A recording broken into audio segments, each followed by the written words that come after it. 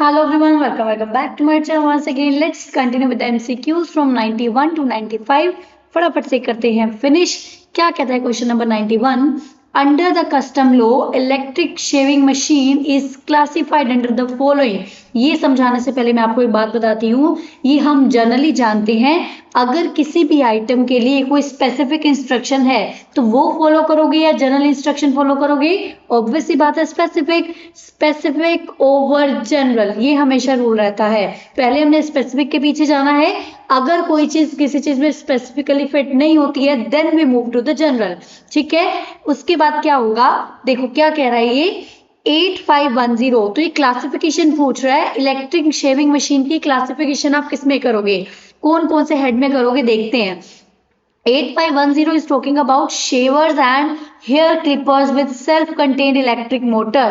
Electric shaving इसी में clear हो रहा है, हमें साफ साफ पता चल रहा है. या फिर आप इसमें आओगे electromechanical domestic appliances with self contained motor. No, जो हमें स्पेसिफिकली शेवर से रिलेटेड हमें कोड दिख रहा है तो ऑब्वियस सी बात है इलेक्ट्रिक शेविंग मशीन वहां जाने वाली है. तो किस कोड में आप डिफाइन करोगे इसको, 8510. ये बहुत इजी था, बट यहाँ पर समझने की बात ये है, go for the specific over general. Go for the specific over general. तो क्या करना है, स्पेसिफिक चीजों के पीछे, कोई चीज स्पेसिफिक, कोई चीज कहीं पे कवर हो रही है तो वहां फॉलो करना है.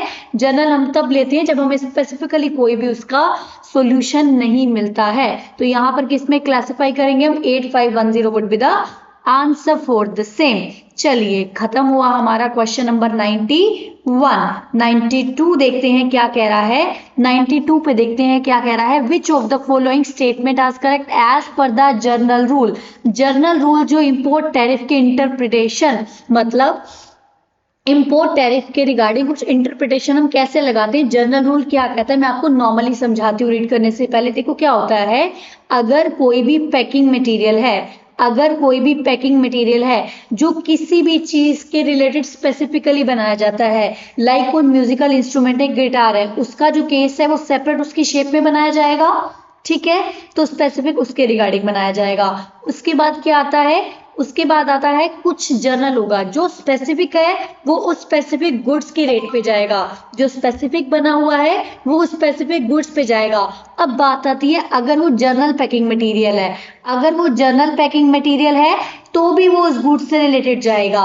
जर्नल पैकिंग मटेरियल है तो भी वो उस गुड्स के रेट को कवर करेगा, उस गुड्स वाला रेट ही उस पैकिंग मटेरियल पे लगाएंगे. एक्सेप्ट वन थिंग क्या, अगर वो पैकिंग मटेरियल की अपनी एक आइडेंटिटी है और आप उसको अलग से सेपरेटली यूज कर पा रहे हैं. मैंने क्या बोला, अगर कोई स्पेसिफिक किसी भी चीज का पैकिंग मटेरियल या केस है तो उस पर कौन सी ड्यूटी लगने वाली है, उस पर ड्यूटी लगने वाली है, उस पर कौन सा टैरिफ का रेट लगने वाला है, जो मेन उसकी गुड्स का होगा. नॉर्मल पैकिंग मटेरियल में भी यही रहता है बिल्कुल. एक्सेप्ट वन थिंग, अगर कोई ऐसा पैकिंग मटेरियल है जिसकी अपनी कोई स्पेसिफिक आइडेंटिटी है, अगर कोई ऐसा पैकिंग मटेरियल है जिसकी अपनी कोई स्पेसिफिक आइडेंटिटी है तो उसके लिए उसका सेपरेट, उसका स्पेशल रेट लग जाएगा, उसका स्पेशल वो रूल टैरिफ वाला फॉलो होगा. मतलब वैसे तो जनरली गुड्स वाले रेट लगते हैं, बट स्पेसिफिक कब लगेंगे, जब पहली बात तो वो जनरल है, स्पेसिफिक गुड्स के लिए नहीं बना है,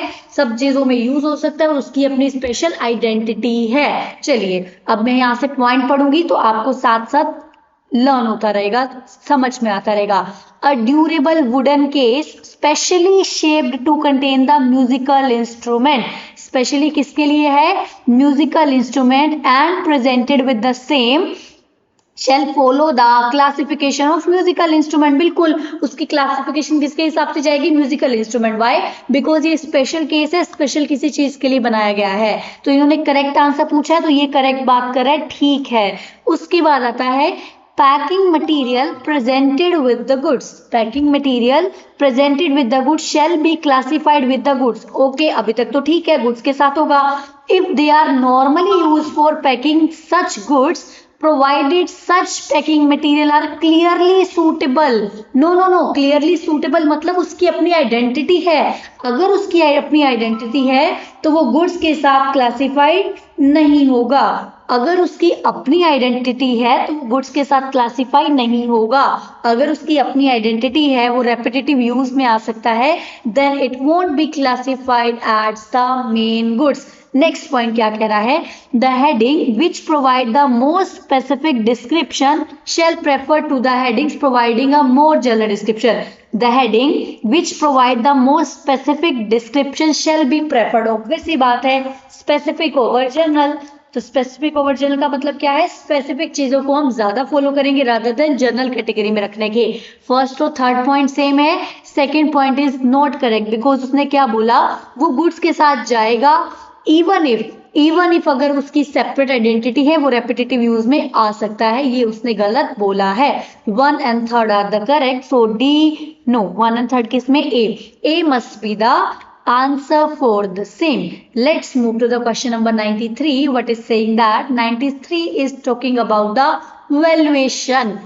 The transaction value of imported goods is not accepted। Simple सी बात, हम क्या कहते हैं, जब गुड्स का हम वैल्यूएशन करते हैं इन द कस्टम, जो ट्रांजैक्शन वैल्यू है वो कब कब एक्सेप्ट नहीं की जाएगी। एक बात बताओ, ट्रांजैक्शन वैल्यू कब कब हम एक्सेप्ट नहीं करेंगे, जब हमें लगता है कुछ वो ट्रांजैक्शन वैल्यू में झोल है, कुछ गड़बड़ है। कब नहीं करेंगे, एक बात बताओ, अगर बायर एंड सेलर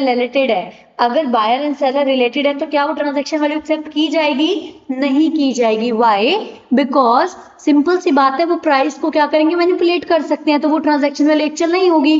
तो बायर सेलर अगर रिलेटेड हैं तो भी वो ट्रांजैक्शन वैल्यू को हम एक्सेप्ट नहीं करेंगे।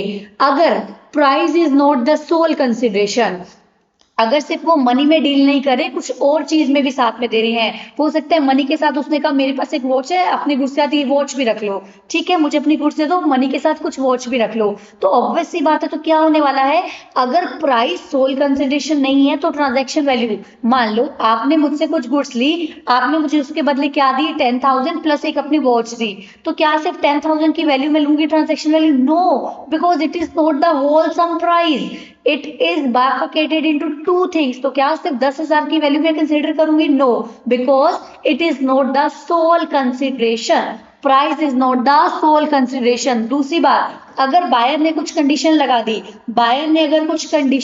दी, किस पे,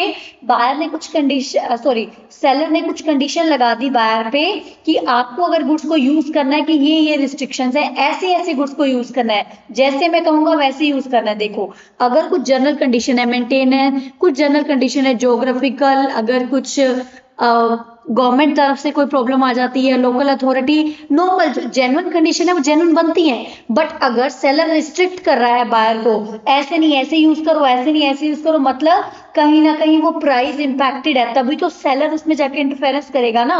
तो अगर ऐसी बात है तो भी हम मेन वैल्यू को नहीं लेंगे, तो भी हम क्या करेंगे, ट्रांजैक्शन वैल्यू को कंसीडर नहीं करेंगे, ट्रांजैक्शन वैल्यू को तो भी हम कंसीडर नहीं करने वाले हैं। उसके बाद क्या आता है, एक बात दो, हो सकता है सेलर बोले ठीक है अभी गुड्स ले जाओ, अभी कम में ले जाओ, बाद में क्या करना, जब इसको बेचोगे ना, गुड्स को सेल करोगे, तो मेरा उसमें कुछ हिस्सा होगा, तो अल्टीमेटली जिस प्राइस पे बायर और सेलर ने डील किया है, that are not the genuine price. Simple सी बात, अगर आपको जनरल वे में समझना है, अगर प्राइस जेन्युइन है तभी ट्रांजैक्शन वैल्यू को एक्सेप्ट किया जाएगा। तो अभी हम पढ़ते हैं, हम देखते हैं क्या हमें समझ में आ रहा है कि प्राइस जेन्युइन है कि नहीं। देखो वो क्या कह रहा है, the transaction value of imported goods is not accepted. बताओ कौन कौन से केसेस में एक्सेप्ट नहीं करेंगे, तो एक्सेप्ट जो करेंगे उसको छोड़ देंगे, नहीं करेंगे तो ले लेंगे, मतलब आंसर में टिक कर लेंगे। मतलब कब कब एक्सेप्ट नहीं करेंगे, जब वो जेन्युइन नहीं है। तो देखते हैं कौन कौन सा पॉइंट ऐसा है जो जेन्युइन नहीं है। Price is not the sole consideration, ये बात जेन्युइन नहीं है, अगर खाली प्राइस होता तो हम ले लेते, but it is not the sole consideration, तो इसको भी हम कंसिडर नहीं करेंगे, जेन्युइन बात नहीं है। Buyer and seller are not related, अगर वो रिलेटेड नहीं है तो जेन्युइन प्राइस से डील करेंगे, तो हम क्या करेंगे, वैल्यूएशन को, ट्रांजैक्शन वैल्यू को एक्सेप्ट करेंगे, ट्रांजैक्शन वैल्यू को एक्सेप्ट कर लेंगे, मतलब इसका आंसर हमने लेना नहीं है, बिकॉज उसने क्या पूछा है, ऐसे पॉइंट्स बताओ जब हम ट्रांजैक्शन वैल्यू को एक्सेप्ट नहीं करेंगे। तो सेकंड पॉइंट में हम एक्सेप्ट नहीं करेंगे। फर्स्ट पॉइंट क्या कह रहा है, the use of the goods by the buyer is subject to the restriction imposed by the seller. Seller guide कर रहा है गुड्स को कैसे यूज करना है। तो क्या जेन्युइन डीलिंग हो रही है? नहीं, जेन्युइन डीलिंग नहीं है, मतलब हम इसमें भी ट्रांजैक्शन प्राइस को इंक्लूड नहीं करेंगे, कंसीडर नहीं करेंगे, बिकॉज जब वो रिस्ट्रिक्ट कर रहा है मतलब उसका कुछ ना कुछ उसका बेनिफिट है, कुछ ना कुछ इंटरेस्ट है। तो genuinely transaction price is not the soul thing जिस पे वो डील कर रहे हैं। तो सिंपल सी बात क्या हो गया, उसने क्या पूछा, ध्यान से सुनो, उसने पूछा ट्रांजैक्शन वैल्यू को कब कंसीडर नहीं करोगे? जब प्राइस जेन्युइन नहीं है तो ट्रांजैक्शन वैल्यू कब नहीं लेंगे। प्राइस जेन्युइन कब कब नहीं है?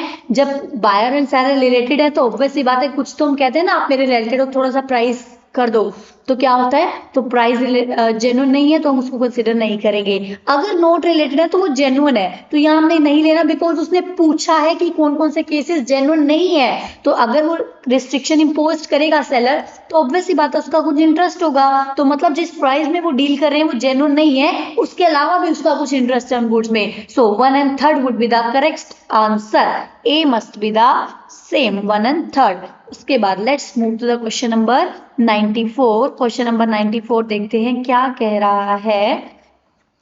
Question 94 is talking about relevant date for determining the rate of exchange. मैंने आपको क्या बताया था, वहां पर रेट ऑफ एक्सचेंज के लिए हमेशा बिल ऑफ एंट्री वाली डेट देखते हैं, और रेट ऑफ एक्सचेंज के लिए देखते हैं। ड्यूटी के लिए क्या बताया था मैंने आपको, शिप के केस में क्या बताया था, arrival on presented whichever is later, है ना। तो जब एयरक्राफ्ट के केस में था जब अराइवल होता है, ठीक है, और bill of entry inwards whichever is later. लेकिन शिप के केस में क्या होता है, बिल ऑफ एंट्री, और जब आपने प्रेजेंट किया, और entry inward whichever is later लेते हैं। उसके बाद रेट ऑफ एक्सचेंज के केस में क्या है, rate of exchange is always considered as the bill of entry का rate. Rate of exchange is always considered as the bill of entry का रेट।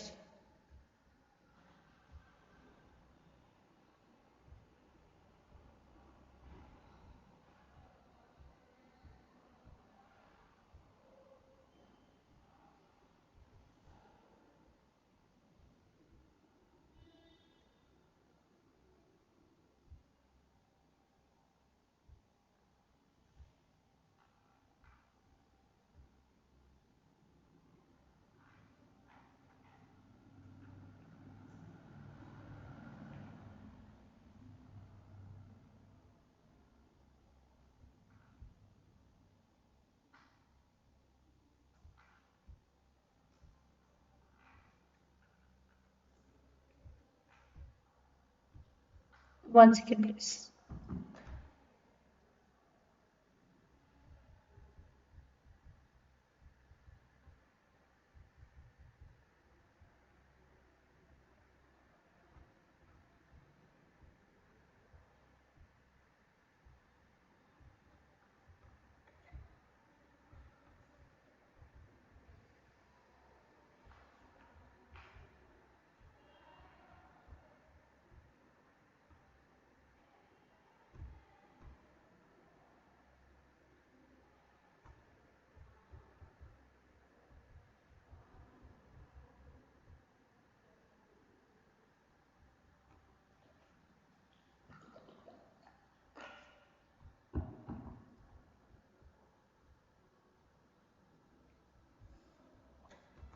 ठीक है, तो क्या देखा था हमने कि बिल ऑफ एंट्री और entry inwards whichever is later लेते हैं किसके केस में, कौन से दिन की ड्यूटी लेनी है, अगर शिप का केस है तो बिल ऑफ एंट्री और entry inwards whichever is later. ठीक है, शिप के केस में एंट्री इनवर्ड्स हो जाता है, एंड एयरक्राफ्ट के केस में अराइवल डेट हो जाती है, बिकॉज वहां पे एंट्री इनवर्ड्स नहीं ली जाती है। तो ऑब्वियस सी बात है शिप लैंड करेगा, अराइवल डेट हम देखेंगे। तो क्या बताया मैंने, फिर से ध्यान से सुनो, रेट ऑफ ड्यूटी किस दिन की लेनी है, बिल ऑफ एंट्री और any entry inwards whichever is later, and exchange rate किस दिन का लेना है, एक्सचेंज रेट किस दिन का लेना है, exchange rate is always taken for the date of presentation of bill of entry, bill of entry.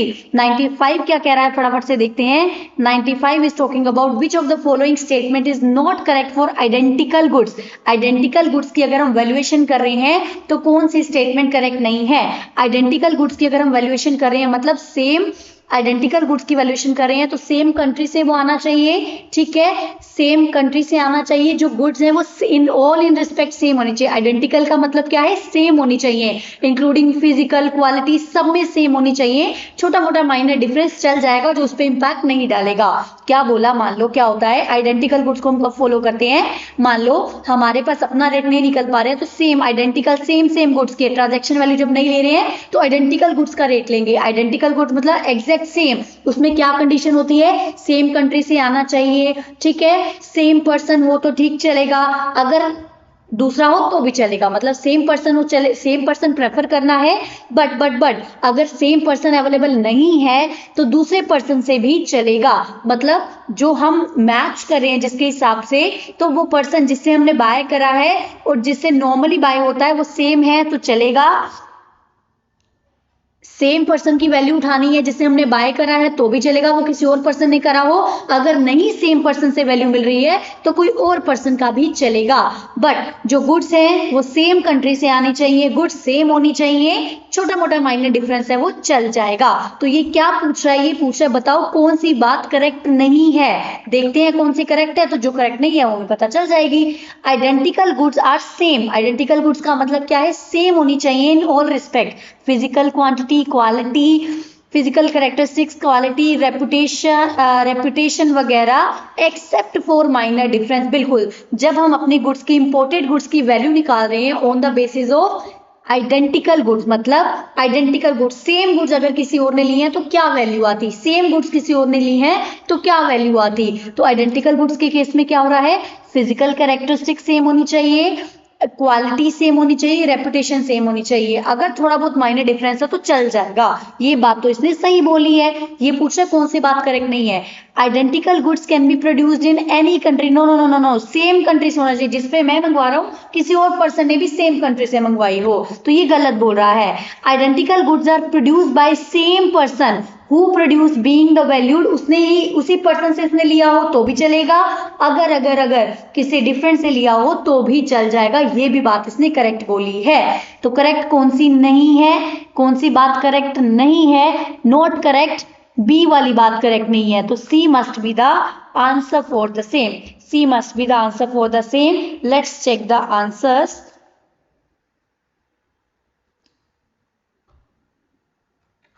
सी 94 का बी, देन ए, तीनों में है ए। यस, चलिए यहाँ पर डन हुए हमारे 91 to 95। I hope you getting the understanding of these lectures. मिलते हैं next time, till then bye bye, take care. If you are getting benefit from this lecture, then share it with your friends as well. Till then, bye bye, take care.